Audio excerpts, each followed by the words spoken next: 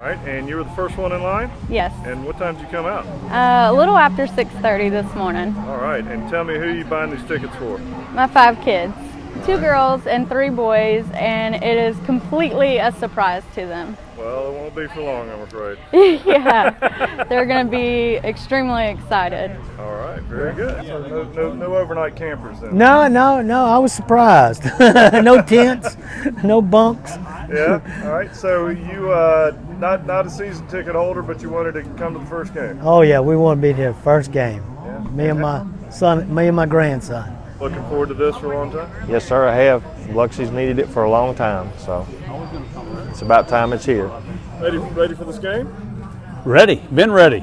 Yeah? Waiting on them. That's why we're out here early in the morning to get the tickets. All right, what time did you come out? Oh, about 8:30. Yeah, all right, and you're going to get your full allotment of 6 tickets? I'll get them all if I can. All right, cool. And who are you taking to the game? 5 buddies. No, 4 buddies with my wife. No, family. You want to dig that hole a bit deeper? No, that's it. Take my wife and the rest of the family that wants to go.